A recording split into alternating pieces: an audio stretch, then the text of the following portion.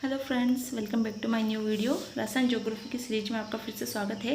3 दिन तक जो क्लास नहीं आई उसके लिए मैं माफ़ी चाहती हूँ, क्योंकि आपको पता है कि बिपरजोई तूफान के कारण काफ़ी प्रॉब्लम हुई थी। 2 दिन से तो नेट बिल्कुल बंद था और इसका अजमेर में असर कुछ ज़्यादा ही देखने को मिला मुझे। ठीक है, चलिए कोई बात नहीं, उसकी भरपाई हम 2-3 वीडियो सुबह शाम करके डाल देंगे, जिससे उसकी भरपाई हो जाए। ठीक है, तो राजस्थान के जो खनिज हमने पढ़े थे उसके बाद में नेक्स्ट हमारा टॉपिक रहने वाला है राजस्थान की ऊर्जा संसाधन। तो राजस्थान के जो ऊर्जा संसाधन है उसको पहले तो हम 2 भागों में बांट लेते हैं, परंपरागत और गैर परंपरागत। परंपरागत के अंदर यानी कि जिनको हम वापस यूज़ करने की संभावना कम है। ठीक है, जैसे तापीय ऊर्जा में कौन सा, कोयला आधारित और गैस आधारित। जल विद्युत ऊर्जा, आणविक ऊर्जा, ये परंपरागत के है। गैर परंपरागत जिनको बार बार यूज़ कर सकते हैं, इनकी रिन्यूएबल जो एनर्जी है वो गैर परंपरागत के अंदर आ जाएगी, जैसे पवन ऊर्जा, सौर ऊर्जा, बायोमास, बायोगैस, बायोडीजल, भूतापीय, ज्वारीय और तरंग ऊर्जा। ठीक है, ये किसमें आएंगे, गैर परंपरागत के अंदर आएंगे। ठीक है, अब आपको पहला क्वेश्चन कहाँ से बनता है, इनमें से निम्न में से कौन सा परंपरागत है, कौन सा नहीं है, कौन सा गैर परंपरागत है, कौन सा नहीं है। ठीक है, तो आपको ये याद रखना है सबसे पहले अच्छे से कि परंपरागत में कौन सा आता है, गैर परंपरागत में कौन सा आता है। ठीक है, परंपरागत में 3 मुख्यतः याद रखना, गैर परंपरागत में याद रखना। अब इनमें से जो ज्वारीय और तरंग ऊर्जा है वो तो हमारे ये सिर्फ गैर परंपरागत में मैंने लिखा है नाम, बाकी हमारे राजस्थान के अंदर उपयोग नहीं है, क्योंकि ज्वारीय और तरंग ऊर्जा तो समुद्र के जो आसपास है वहाँ पर काम आती है। ठीक है, तो हमारे तो आसपास कोई समुद्र ही नहीं है। ठीक है, चलिए नेक्स्ट देखते हैं, राजस्थान में विद्युत ऊर्जा उत्पादन का क्रम। आपको ये क्रम याद रखना है, इसमें से फिर आप परंपरागत का अलग निकाल लेना और गैर परंपरागत का अलग निकाल लेना। कैसे, पहले हम राजस्थान में जो टोटल है, चाहे वो परंपरागत हो गैर परंपरागत, ऊर्जा का क्रम पूछा है सीधा, विद्युत ऊर्जा का उत्पादन का क्रम, ना परंपरागत पूछा है ना गैर परंपरागत। तो आपको याद रखना है ताप जसो अब, यानी कि ताप जसो अब अपने राजस्थान में विद्युत उत्पादन होगा, ताप जसो। ठीक है, ताप जसो अब, यानी ता से तापीय, प से पवन, जैसे जल, सौ से सौर ऊर्जा, ऐसे आणविक और वैसे बायोमास। ठीक है, अब आपने जब ये क्रम याद कर लिया तो आपको जो मतलब एक के बाद एक छोड़कर आपको क्रम याद रखना है। जैसे कि आपको ये पता है कि कौन सा परंपरागत है, कौन सा गैर परंपरागत, यानी कि ये क्या है, परंपरागत, फिर एक छोड़कर ये परंपरागत, फिर एक छोड़कर ये परंपरागत। तो इन बीच वाले जो गैर परंपरागत इनको हटा देंगे तो परंपरागत का क्रम बन जाएगा, और जो गैर परंपरागत है, जो परंपरागत है उनको हटा देंगे तो गैर परंपरागत का क्रम बन जाएगा। यानी कि आप बीच में से पवन ऊर्जा, सौर ऊर्जा और बायोमास को हटा दोगे तो तापीय, जल और आणविक, ये तीनों परंपरागत ऊर्जा के क्रम हो गया।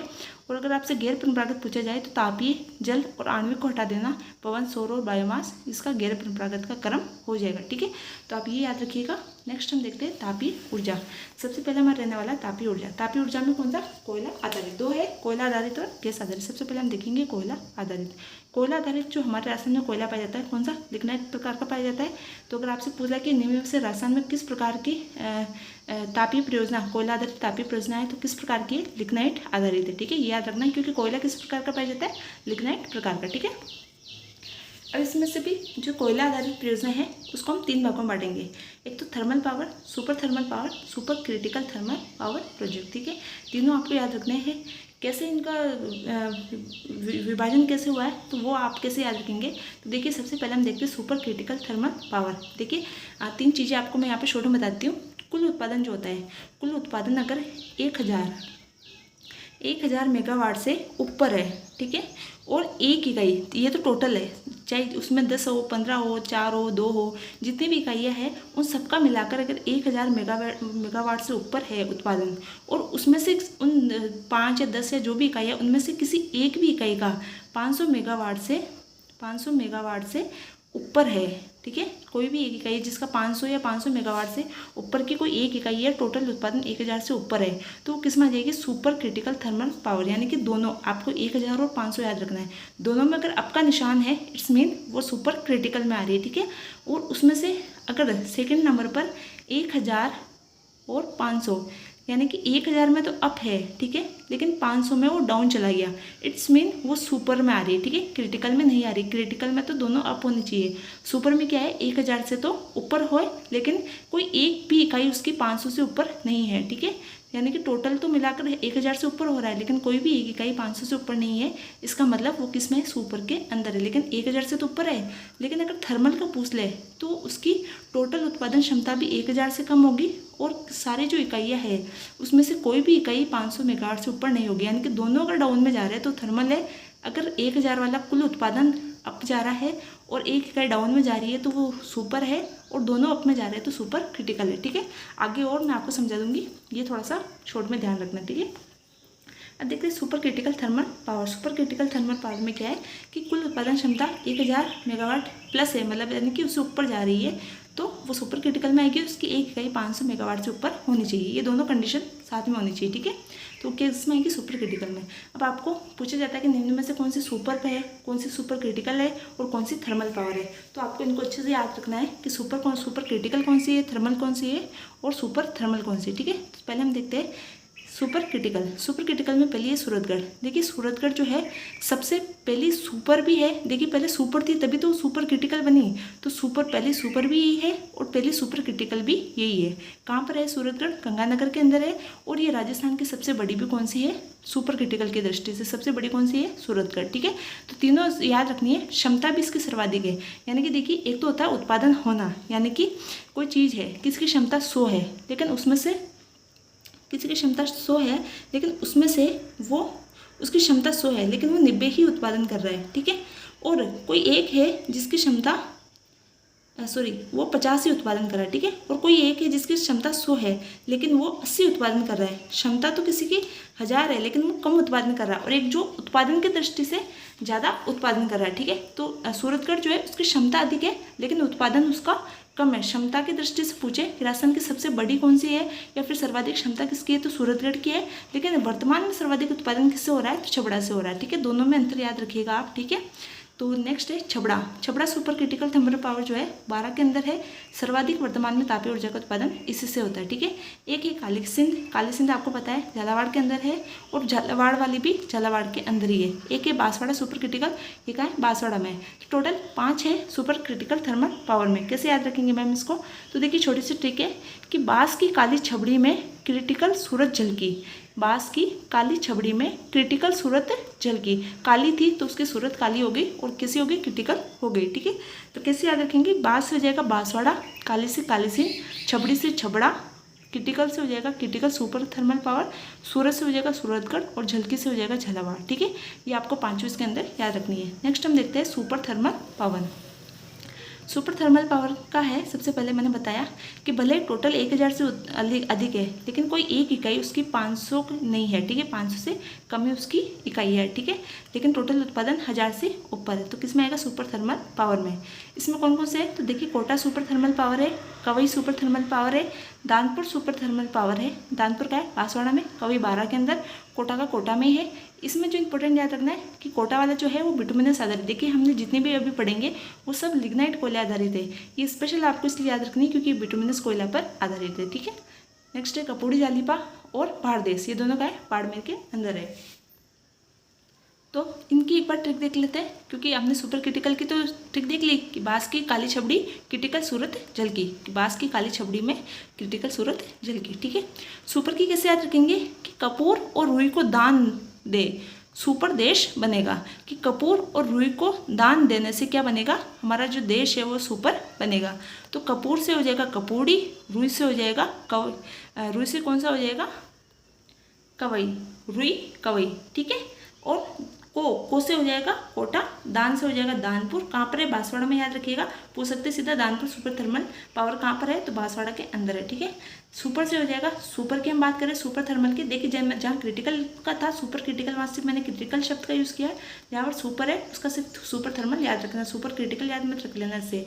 और देश से हो जाएगा भारदेश या भादरेश। ठीक है, भादरेश भी कहते हैं, भारदेश भी इसको कह सकते हैं। ठीक है, नेक्स्ट है थर्मल पावर। थर्मल पावर में दोनों ही डाउन में चले जाएंगे, ना तो उसकी कुल उत्पादन क्षमता 1000 मेगावाट से ऊपर है और ना ही उसकी किसी एक इकाई का 500 मेगावाट से ऊपर है। तो थर्मल में कौन कौन सी आएगी? गिरल थर्मल पावर बाड़मेर, गुडा बीकानेर, नेवली बीकानेर, हाडला बीकानेर। ठीक है, ये चारों इंपॉर्टेंट याद रखनी। इनकी विशेषताएं देख लेते हैं जो बहुत इंपॉर्टेंट है। देखिए गिरल थर्मल पावर जो है ये राजस्थान की पहली गैसीकरण लिग्नाइट तकनीक से पर आधारित है। पूछ सकते हैं कि राजस्थान की कौन सी परियोजना जो है गैसीकरण लिग्नाइट पर आधारित है? तो गैसे गैसीकरण और गैसे गिरल, आप इसको लिंक करके याद रखिएगा। गैसे गैसीकरण गैसे गिरल जो है गैसीकरण लिग्नाइट पर आधारित है। किसके सहयोग से बनाई गई है? तो जर्मनी के सहयोग से बनाई गई है। ठीक है, गुडा जो है, गुडा की विशेषता है कि राजस्थान की निजी क्षेत्र की पहली तापीय ऊर्जा है। किसकी? गुडा निजी क्षेत्र की पहली तापीय ऊर्जा है। और ये किस कंपनी के द्वारा? तो मरुधरा कंपनी जो है आंध्र प्रदेश की, उसके द्वारा ये लगाया गया था। ठीक है, तो कौन सी है? गुडा है। किस क्षेत्र की? निजी क्षेत्र की है कंपनी, मरुधरा कंपनी। कहाँ की? आंध्र प्रदेश की। ठीक है, नेवली की इंपॉर्टेंट विशेषता है कि नेवली जो थर्मल पावर है उसे 4 प्लांट संचालित होते हैं। आपको 4 ही ऑप्शन आते हैं, पूछ सकते हैं कि निम्न में से कौन सा नेवली के द्वारा संचालित है या नहीं है। तो देखिए 4 प्रोजेक्ट कौन से नेवली के? एक तो बीकानेर नेवली है कहाँ? बीकानेर की है। ठीक है, नेवली प्रोजेक्ट कहाँ गया? बीकानेर का, तो बीकानेर फर्स्ट आ जाएगा। चारों ही बीकानेर के, बीकानेर, बिठनौर, बरसिंहसर और पलाना। 3 तो वैसे ही है, बीकानेर, बिठनौर और बरसिंहसर, और एक क्या है? पलाना। ठीक है, हाड़ला कहाँ का है? बीकानेर का। ये इंपॉर्टेंट चीज़ें थी, याद रखिएगा। ठीक है, नेक्स्ट हम देखते हैं, ये तो देखिए राजस्थान की थी। ठीक है, एक है जिसकी कभी भी आवश्यकता पड़ने पर कुछ केंद्र की परियोजनाएं होती है जो हमें अगर विद्युत की आवश्यकता हो तो वहाँ से हम विद्युत का आयात कर सकते हैं। ठीक है, तो केंद्र की परियोजनाएं कौन कौन सी जिनसे राजस्थान को विद्युत का आयात होता है, देखते हैं हम। एक तो कहलगांव बिहार की, सतपुड़ा एमपी की, सिंगरौली यूपी की, रिहंद यूपी की, ओरिया यूपी की, दादरी यूपी की, ऊंचाहार यूपी की। तो इनमें से कहलगांव और सतपुड़ा ये दोनों, एक बिहार की और एक एमपी की छोड़कर बाकी सारी योजनाएं किसकी? यूपी की है। तो कितनी? 5 योजनाएं यूपी की है, एक एमपी की है और एक बिहार की। याद कैसे रखेंगे मैम केंद्रीय योजनाएं? तो देखिए आपको पूछ सकता है निम्न में कौन से राजस्थान की है या नहीं है। तो आपको केंद्र की याद रखनी कैसे? कि 7 सिंह और ऊंचा दरिया हिंद के केंद्रीय गाँव में। 7 सिंह और ऊंचा दरिया कहाँ पर है? हिंद के केंद्रीय गाँव में, यानी कि केंद्र के अंदर है। ठीक है, तो 7 सिंह का मतलब है 7 से हो जाएगा सतपुड़ा, सिंह का मतलब सिंगरौली, और से हो जाएगा ओरिया, ऊंचा से हो जाएगा ऊंचाहार, दरिया से हो जाएगा दादरी। ठीक है, हिंद से हो जाएगा रिहंद, और केंद्रीय का मतलब ये केंद्रीय तापीय योजना है। ठीक है, गाँव का मतलब कहलगांव। ठीक है, तो आप ये याद रखिएगा। नेक्स्ट हम देखते हैं प्राकृतिक गैस आधारित। वो पहले की जो जितनी भी थी कोयला आधारित थी, वो भी तापी थी, ये भी तापी। ठीक है, वो कोयला आधारित थी जिसमें सुपर क्रिटिकल और थर्मल पावर हमने पढ़ा। ठीक है, ये है प्राकृतिक गैस आधारित। सबसे पहले अंता 12, ये क्वेश्चन बहुत बार पूछा जाता है, इसमें हमेशा लोग कंफ्यूज हो जाते हैं कि अंता 12 राजस्थान की है, राजस्थान में है, क्या है। तो देखिए जैसे हम हिमालय के उसमें पढ़ते हैं कि राजस्थान की भारत में सबसे ऊँची चोटी, भारत की सबसे ऊँची चोटी, वैसे आपको याद रखना है कि अंता 12 जो है ये भारत की है। ठीक है, कहाँ की है? भारत की है, लेकिन राजस्थान में है। ठीक है कहाँ पर? राजस्थान के अंदर है। तो राजस्थान में प्रथम प्राकृतिक गैस आधारित परियोजना कौन सी है? राजस्थान में का याद रखिएगा। राजस्थान के अंदर पहली, तो अंता 12 की हो जाएगी। ये है किसकी है? राजस्थान की नहीं है, भारत की है। ठीक है, भारत की प्रथम प्राकृतिक गैस आधारित परियोजना है। ठीक है, 1989 में इसकी स्थापना हुई थी, और संयुक्त किसकी है? राजस्थान और एमपी के दोनों की संयुक्त है किसकी? भारत की ओर से। ठीक है, तो राजस्थान के अंदर है, इसलिए राजस्थान के में याद रखना। ठीक है, लेकिन पूछ लिया जाए राजस्थान की, देखिए इसमें मैं है और इसमें की है, राजस्थान की पहली पूछ ली जाए, राजस्थान में पहली अंता 12, राजस्थान की पहली रामगढ़ प्राकृतिक गैस परियोजना जैसलमेर के अंदर है। जैसलमेर में आपको पता है रामगढ़ क्षेत्र प्राकृतिक गैस के लिए वैसे ही फेमस है। ठीक है, तो राजस्थान की पहली प्राकृतिक गैस परियोजना रामगढ़ प्राकृतिक गैस परियोजना है जैसलमेर के अंदर, 5 नवंबर 1994। ठीक है, फिर है धौलपुर गैस कंबाइंड परियोजना, केशोराय पाटन, कोटा, जामर कोटड़ा और छबड़ा, ये सारी प्राकृतिक गैस आधारित परियोजनाएं हैं। कैसे याद रखें मैम इनको? तो छोटी सी ट्रिक याद रखिएगा कि राम के केशों को धोली छबड़ी में डालकर गैस का जो झूमर था उस पर लटका दिया। कि राम के जो केश थे बहुत ही अनमोल थे, तो उनको धोली छबड़ी में, हमने वहाँ पर काली छबड़ी पढ़ा था, यहाँ पर धोली छबड़ी याद रखिएगा। कि राम के केशों को धोली छबड़ी में डालकर जो गैस का झूमर था उस पर लटका दिया। तो गैस से आपको याद रहेगा कि ये गैस आधारित परियोजना है। झूमर से झामर कोटड़ा याद रखिएगा। राम से हो जाएगा रामगढ़, केशोराय पाटन, धौली से हो जाएगा धौलपुर, छबड़ी से छबड़ा हो जाएगा, और फिर गैस से आपको बताई दिया गैस परियोजना और झामर कोटड़ा। ठीक है, तो इनको याद रखिएगा। नेक्स्ट है हमारा नेफ्ता या तरल ईंधन आधारित तापीय ऊर्जा। ठीक है, ये भी तापीय ऊर्जा का एक प्रकार है। जो नेफ्ता या तरल ईंधन भी इसको कहते हैं, उस पर आधारित परियोजना। तो इसकी 2 ही है, लेकिन फिर भी इंपॉर्टेंट है। 2 ही ये पूछ ले निम्न में से कौन सी नेफ्ता आधारित है या नहीं है। युग्म आपको दे सकते हैं, 2 इसके युग्म दे दे, 2 इसके दे दे, 2 कोयला आधारित दे दे, तो इसलिए आपको युग्म याद रखना है। एक तो है धौलपुर, इसमें से जो धौलपुर और केशोराय पाटन है, एक तो ये धौलपुर और एक केशोराय पाटन, ये दोनों जो परियोजना है ये किस में है? नेफ्ता और तरल आधारित भी है, इसलिए देखिए धौलपुर कंबाइंड परियोजना है। ठीक है, तो धौलपुर और केशोराय पाटन दोनों किसकी है? नेफ्ता और तरल ईंधन आधारित परियोजना है। तो देखिए आज हमने जो देखा है वो तापीय जो ऊर्जा थी, तापीय ऊर्जा में जो कोयला आधारित और गैस आधारित परियोजनाएं थी, थोड़ा सा बड़ा टॉपिक था, तो मैंने आपको 10 से 15 मिनट के अंदर ये टॉपिक कंप्लीट करा दिया है। टिक के माध्यम से कराया, टिक याद रखिएगा क्योंकि मिसमैच हो सकता है, ठीक है। तो थोड़ा सा याद रखिएगा, इसको समझने की भी कोशिश कीजिएगा थोड़ा सा टॉपिक को। इससे बाहर, इस 10-15 मिनट के टॉपिक से बाहर आपका कोई क्वेश्चन नहीं जाएगा तापीय परियोजना से संबंधित, ठीक है। अब इसके बाद में एक 10-15 मिनट की वीडियो को लेकर आऊँगी जिसमें आपकी जो बची हुई जितनी भी परियोजनाएं हैं, जितनी भी परंपरागत और गैर परंपरागत बची हुई है, वो सारी मैं आपको एक वीडियो के अंदर कंप्लीट करवा दूँगी, ठीक है। थोड़ा वीडियो बड़ा होने का है, बाकी मैं इसी में करवा दी थी। मिलते हैं नेक्स्ट वीडियो में, तब के लिए थैंक यू।